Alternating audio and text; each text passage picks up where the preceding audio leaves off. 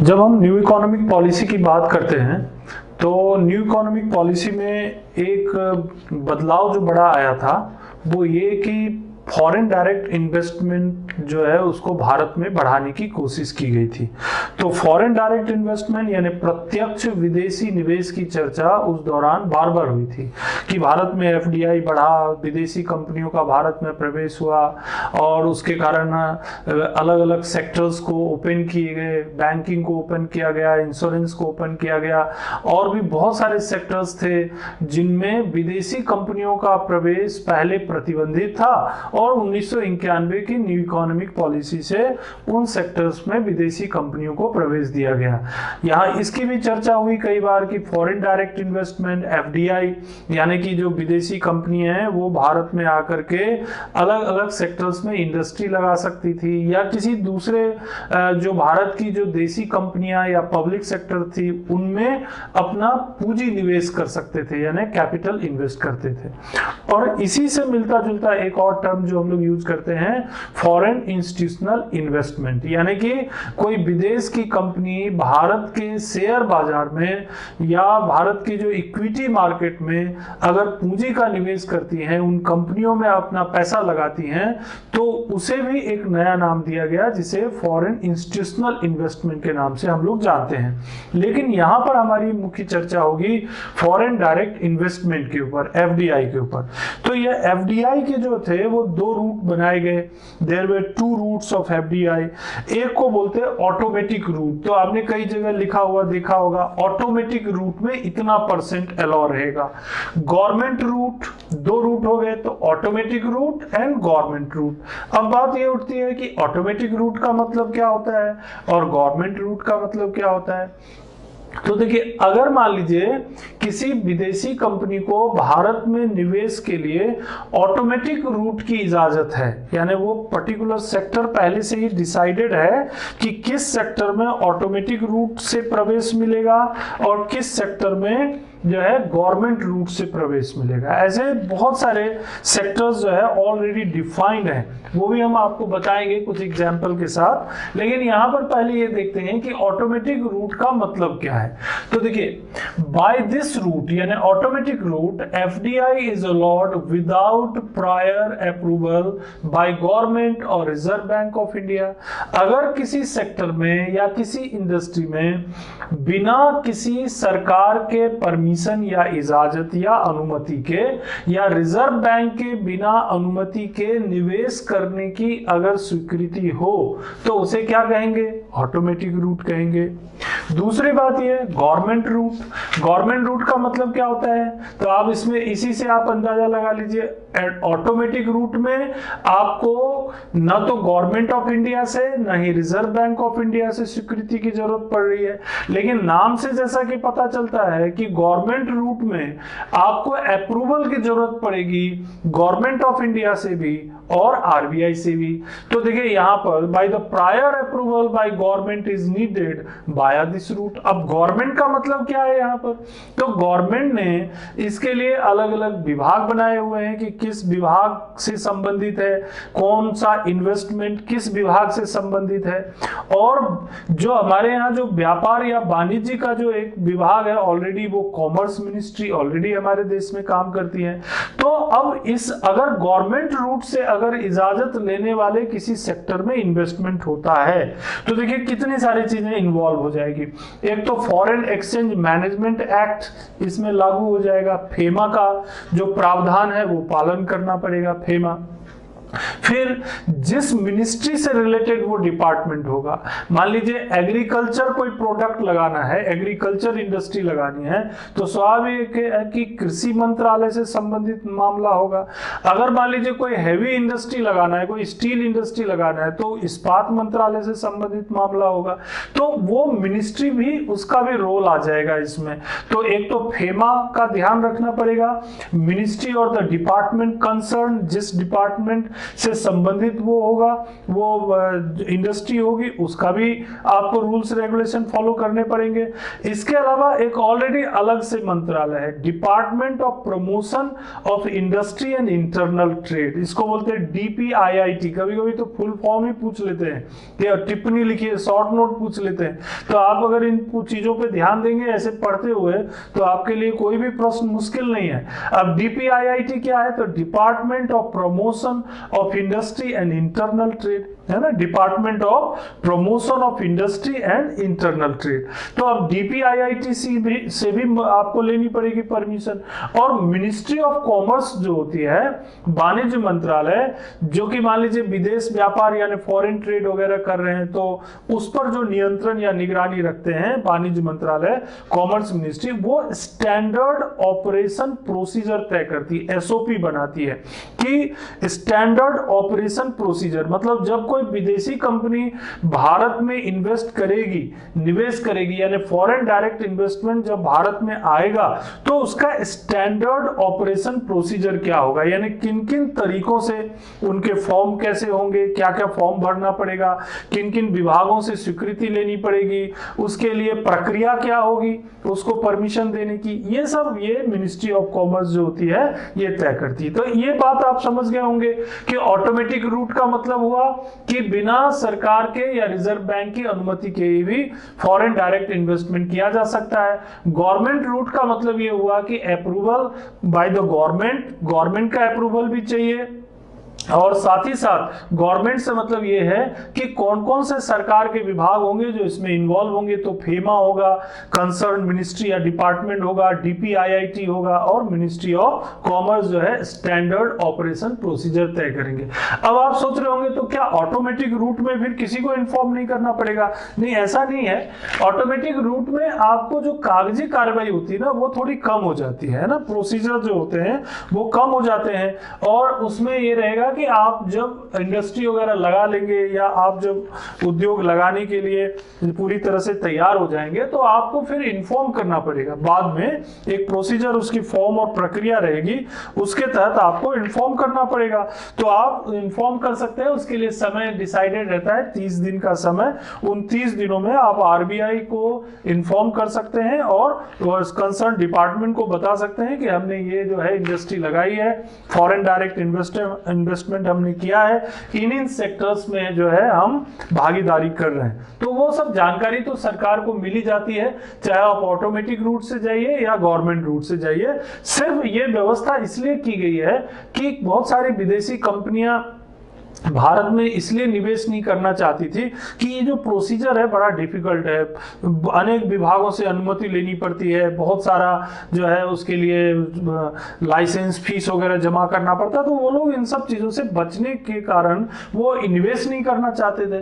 तो सरकार ने इन्हीं कमियों को दूर करने के लिए ये रूट बना दिए, ऑटोमेटिक रूट और गवर्नमेंट रूट। लेकिन अब सरकार के ऊपर ये प्रेशर था कि अगर सारे सेक्टर्स में हमने 100% की इजाजत दे दी, 100% अगर सब सारे सेक्टर्स में दे दी तो ये भी देश हित में नहीं होगा। तो फिर उन्होंने एक गाइडलाइन बनाया कि किस सेक्टर में कितना आप इन्वेस्ट कर सकते हैं ऑटोमेटिक रूट से, कितना इन्वेस्ट कर सकते हैं आप गवर्नमेंट रूट से, और अगर किसी सेक्टर में जरूरत पड़ रही है तो आपको यह भी तय कर दिया गया कि कितना ऑटोमेटिक से और कितना गवर्नमेंट से। तो ये भी एक बहुत महत्वपूर्ण स्टेप इसमें आ जाता है कि हमको पता होना चाहिए कि ऑटोमेटिक रूट से कितना निवेश कर सकते हैं किस किस सेक्टर में, फिर 100% तक निवेश कर सकते हैं या उससे कम निवेश कर सकते हैं। अगर गवर्नमेंट रूट में 100% निवेश नहीं कर सकते तो अप टू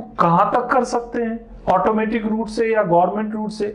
और किसी किसी सेक्टर में तो दोनों ही, यानी कि कुछ परसेंट तक ऑटोमेटिक रूट की जरूरत होगी और कुछ परसेंट तक गवर्नमेंट रूट की जरूरत होगी। अब मैं कुछ एग्जांपल आपको यहां पर बताता हूं कि 100% ऑटोमेटिक रूट यानी 100% तक ऑटोमेटिक रूट से निवेश किया जा सकता है। जैसे एग्रीकल्चर एंड एनिमल हस्बेंड्री में 100%, यानी कोई विदेशी कंपनी एग्रीकल्चर सेक्टर में या पशुपालन के क्षेत्र में कोई उद्योग, कोई कंपनी लगाना चाहे तो ऑटोमेटिक रूट से, यानी जहां पर आरबीआई या गवर्नमेंट से परमिशन की जरूरत नहीं है, 100% तक अपना पूंजी लगा के निवेश कर सकते हैं।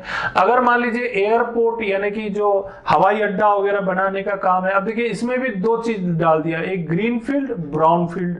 तो ग्रीन फील्ड का मतलब क्या हुआ, जहां पर नए सिरे से हवाई अड्डे को सुधार करना है और बनाना है, नए सिरे से बनाना है, उसको बोलते हैं ग्रीन फील्ड।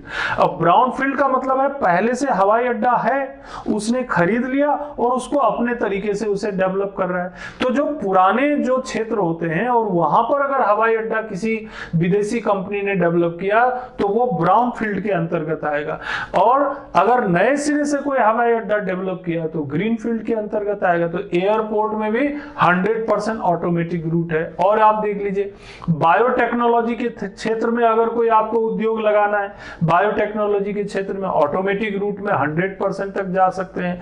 अगर आपको जो टूरिज्म एंड हॉस्पिटैलिटी के क्षेत्र में कोई उद्योग लगाना है तो भी आप 100% तक उद्योग लगा सकते हैं, ठीक। और एक और चीज आ जाता है white level ATM. White level ATM ये वर्ड भी यूज होता है आजकल, आपको इकोनॉमी में जरूरत पड़ेगी तो मैं यहां पर संक्षेप में आपको बता देता हूं। व्हाइट लेवल एटीएम का मतलब ये होता है कि ऐसे एटीएम, ऑटोमेटिक टेलर मशीन, देखिए जनरली ऑटोमेटिक टेलर मशीन जो होता है एटीएम, ये बैंक लगाती है, अपना बैंक लगाती है। लेकिन जैसे जैसे इकोनॉमिक डेवलपमेंट हुआ तो सरकार ने ऑटोमेटिक रूट में इसे रखा कि अगर कोई विदेशी कंपनी बैंकिंग सुविधा देने के लिए, टू गिव बैंकिंग फैसिलिटीज, और लोगों को जिनके पास क्रेडिट कार्ड है या डेबिट कार्ड है, और वो जगह जगह एटीएम लगा करके, ठीक है, जगह जगह एटीएम लगा करके, और बैंकों के जो डेबिट कार्ड या क्रेडिट कार्ड हैं उनके आधार पर उन एटीएम के माध्यम से अगर वो बैंकिंग सर्विसेज प्रदान कर रही हैं तो ऐसे जो कंपनियां हैं, जो नॉन बैंकिंग कंपनी है, ये चीज ध्यान रखना है, नॉन बैंकिंग कंपनी होनी चाहिए। जो बैंक एटीएम लगाएंगे वो तो एटीएम ही रहेगा, लेकिन अगर कोई नॉन बैंकिंग कंपनी जो बैंकिंग सेक्टर में नहीं है, जो बैंकिंग सेक्टर से बाहर है, और वो कंपनियां अगर एटीएम लगा करके और बैंकों के ग्राहकों को यानी क्रेडिट और डेबिट कार्ड धारकों को उन एटीएम से सुविधाएं प्रदान कर रहे हैं तो ऐसे एटीएम को हम क्या बोलेंगे, व्हाइट लेवल एटीएम, यानी कि WLA कहेंगे। क्लियर हो गई बात, व्हाइट लेवल एटीएम क्या हो गया। इसी तरह से देखिए 100% ऑटोमेटिक रूट जो है ये एसेट रिकंस्ट्रक्शन कंपनी में भी आया है। एसेट रिकंस्ट्रक्शन कंपनी मतलब क्या होता है कि अगर कोई विदेशी कंपनी भारत में आकर के कोई ऐसी कंपनी लगाना चाहती है जो बैंकों के एनपीए को खरीद ले और बोले कि हम ये इसे वसूल लेंगे, तो ऐसी कंपनियों को एसेट रिकंस्ट्रक्शन कंपनी कहा जाता है। यानी एसेट रिकंस्ट्रक्शन कंपनी, यानी जो एसेट है और उसे रिकंस्ट्रक्ट करना है। तो यहाँ एसेट क्या है, डूबा हुआ एसेट है, यानी कि एनपीए है, बैंकों का एनपीए। उन्होंने बोला उस कंपनी की भाई ये कंपनी हम ये एनपीए आप मुझे दे दीजिए, हम इसके बदले में जो वसूली होगी आपके लिए तो ये नॉन परफॉर्मिंग एसेट है, हम इसे कलेक्ट करेंगे, कोशिश करेंगे कलेक्ट करने की, इसका इतना रिटर्न आपको देंगे और कुछ फायदा हमको भी मिल जाएगा। ऐसी अगर कोई कंपनी, कोई विदेशी कंपनी लगाना चाहे तो उसे कहा जाता है एसेट रिकंस्ट्रक्शन कंपनी। और ये सब जो मैंने एग्जांपल आपको बताया ये सारे एग्जांपल हैं ऑटोमेटिक रूट, 100% ऑटोमेटिक रूट के। और भी मैं कुछ एग्जांपल्स बता देता हूं। मान लीजिए ई कॉमर्स एक्टिविटी करना है, ई वाणिज्य, ई कॉमर्स, कोई विदेश की कंपनी है और भारत में वो ई कॉमर्स का काम करना चाहती है। ई कॉमर्स मतलब जैसे कि आप लोग कोई सामान मंगाते हैं, अमेज़न से मंगाते हैं, फ्लिपकार्ट से मंगाते हैं, कोई भी विदेशी कंपनी है, जैसे है अभी तो अलीबाबा वगैरह, वो चाइनीज कंपनी है तो वो सब पे अभी बैन वैन हो गया है भारत में। तो ऐसी कोई भी कंपनी जो विदेशी है और ई कॉमर्स का काम करती है भारत में, उनको ऑटोमेटिक रूट से प्रवेश 100% तक बिजनेस करने का दिया गया था। कोई फूड प्रोसेसिंग इंडस्ट्री है, उसके लिए भी ये बनाया गया। कोई जेम्स एंड ज्वेलरी के लिए अगर कोई विदेशी कंपनी भारत में आकर के और जेम्स और ज्वेलरी का काम करना चाहती है, उसमें भी 100% ऑटोमेटिक रूट है। ऐसे बहुत से एग्जाम्पल हैं, सारे एग्जाम्पल कोट करना मुश्किल होता है। मैंने आपको कुछ एग्जाम्पल बता दिए, agriculture, animal husbandry, airport, biotechnology, tourism and hospitality. White level ATM अपने आप में एक समझने वाला तथ्य है। एसेट रिकंस्ट्रक्शन कंपनी, ये भी समझने वाली चीज है। ई कॉमर्स के सेक्टर में भी ऑटोमेटिक रूट से बिजनेस किया जा सकता है। फार्मास्यूटिकल्स जो कंपनियां होती हैं उनमें भी 100% ऑटोमेटिक रूट से प्रवेश दिया जा सकता है ना।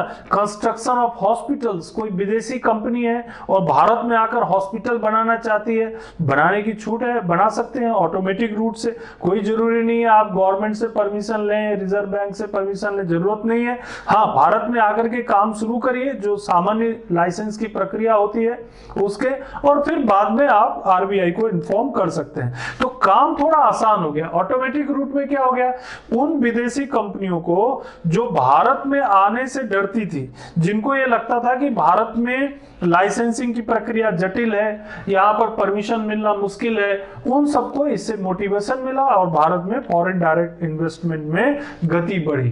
तो एक तो हो गया ये ऑटोमेटिक रूट। अब इसमें क्या है कि 100% तक मैंने बताया, लेकिन कई ऐसे सेक्टर्स थे जिनमें एफडीआई अप टू 100% था। अप टू का मतलब 100% था नहीं, लेकिन अप टू यानी कि उसे 100% से कम रखा गया था, 100% से कम रखा गया था। जैसे देखिए इंश्योरेंस सेक्टर में क्या है, ऑटोमेटिक रूट है लेकिन 49% का है। 49% से ज्यादा आप नहीं इन्वेस्ट कर सकते भारत में इंश्योरेंस सेक्टर में।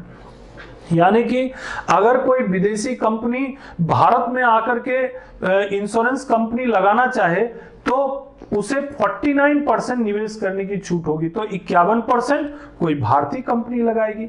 यानी Indian company up to 51% and foreign any company of insurance sector up to 49% can invest in insurance sector. तो इस तरह से, लेकिन इसमें रूट क्या रखा है इन्होंने, ऑटोमेटिक। अगर पेंशन फंड, पेंशन कंपनी कोई बनाना चाहे कोई विदेशी कंपनी, तो उसमें भी उन्होंने 49% का ये रखा है रेस्ट्रिक्शन कि भाई इससे ज्यादा नहीं होना चाहिए। पेट्रोलियम रिफाइनिंग के लिए अगर कोई विदेशी कंपनी आना चाहती है पेट्रोलियम रिफाइनिंग के लिए, तो उसमें भी उन्होंने 49% का अपना रेस्ट्रिक्शन रखा है। तो ये एग्जाम्पल मैंने इसलिए आपको बताया कि आपको ये पता रहे कि जब ऑटोमेटिक रूट की बात आएगी तो ऑटोमेटिक रूट में भी दो हिस्से होंगे। एक हिस्सा होगा कि पूरा 100% तक ऑटोमेटिक रूट, और दूसरा होगा कि 100% नहीं है लेकिन 100% से कुछ कम सीमा तक जो है वो उसमें निवेश किया जा सकता है। तो आपको ये दोनों एग्जांपल से मालूम पड़ गया ऑटोमेटिक रूट से। फिर आता है गवर्नमेंट रूट। गवर्नमेंट रूट का मतलब क्या हुआ कि अब आपको सरकार की कुछ अनुमति चाहिए होगी, आरबीआई से, फेमा से आपको परमिशन लेनी पड़ेगी, कुछ कंसर्न डिपार्टमेंट से लेना पड़ेगा, कुछ जो है कॉमर्स मिनिस्ट्री की भी आपको प्रोसीजर को फॉलो करना पड़ेगा, है ना। और साथ ही साथ डीपीआईआईटी जो है, डिपार्टमेंट ऑफ प्रमोशन ऑफ क्या इंडस्ट्री एंड इंटरनल ट्रेड, उसकी भी आपको जो है स्वीकृति लेनी पड़ेगी। तो देखिए गवर्नमेंट रूट का मतलब ये हो जाता है कि थोड़ा ज्यादा गंभीर मसला है। अब जैसे देखिए बैंकिंग एंड पब्लिक सेक्टर में, अगर बैंकिंग एंड पब्लिक सेक्टर में अगर पब्लिक सेक्टर के किसी बैंक में कोई विदेशी कंपनी निवेश करना चाहे तो केवल 20% तक छूट है, अप टू 20%, इससे ज्यादा नहीं है, वो भी गवर्नमेंट रूट से आना पड़ेगा। फिर दूसरा, food products and retail trading में अगर करना चाहे, food products and retail trading में, तो गवर्नमेंट रूट से प्रवेश मिल जाएगा। 100% तक कर सकते हैं, लेकिन रूट क्या रखा, गवर्नमेंट रूट रखा। फिर अगर मल्टी ब्रांड रिटेल में आना चाहे, मल्टी ब्रांड रिटेल में, तो आपको 51% तक छूट मिल जाएगी, लेकिन ये छूट गवर्नमेंट रूट से मिलेगा, ऑटोमेटिक रूट से नहीं मिलेगा। तो अलग अलग रूट से ये देखिए एंट्री मिल पा रही है। अब ये सब गंभीर मसला है मल्टी ब्रांड रिटेलिंग। क्यों?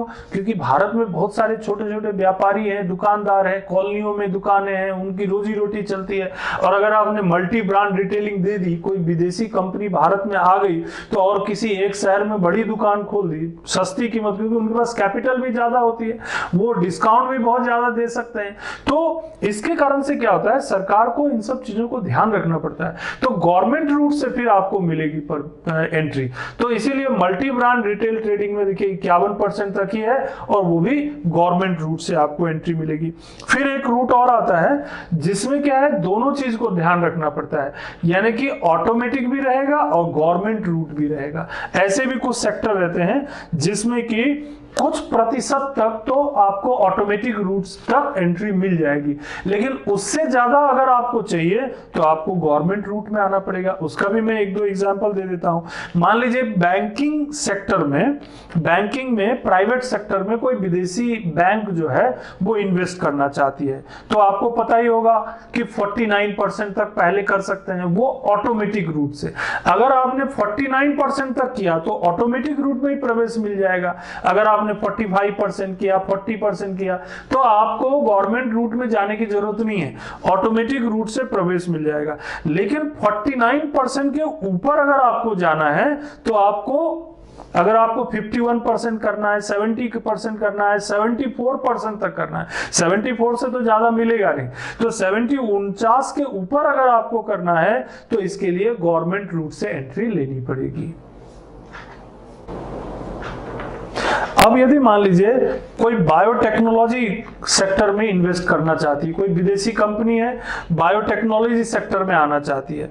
अब बायोटेक्नोलॉजी सेक्टर में आने के लिए उनको देखिए 74% तक ऑटोमेटिक रूट से एंट्री मिल जाएगी, 74% तक, 74% तक। लेकिन अगर 74% के ऊपर अगर उनको बायोटेक्नोलॉजी सेक्टर में इन्वेस्ट करके कंपनी लगानी है तो उनको गवर्नमेंट रूट से आना पड़ेगा। अगर कोई विदेशी कंपनी है, मान लो यूएसए की है या मान लो यूरोप की कोई कंपनी है, और भारत में वो कह रही है कि मैं बायोटेक्नोलॉजी सेक्टर में एक उद्योग लगाना चाहता हूं, जिससे कि हम जेनेटिक इंजीनियरिंग के सेक्टर में काम करेंगे, बायोटेक्नोलॉजी के सेक्टर में काम करेंगे, तो सरकार उनको परमिशन देगी। पूछेगी भाई कितना परसेंट चाहिए, क्या 100% चाहिए आपको?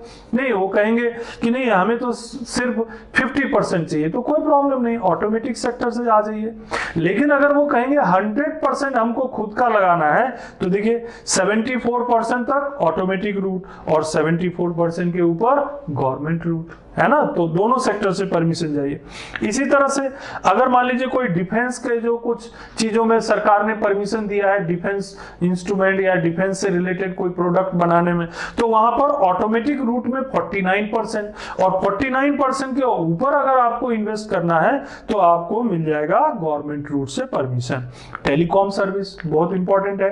टेलीकॉम सर्विस में भी हम सोचते होंगे कि भाई जो है कई ऐसे बाहरी उद्योग हैं जो 100% तक जो है इन्वेस्ट करके कंपनी खोल चुके हैं।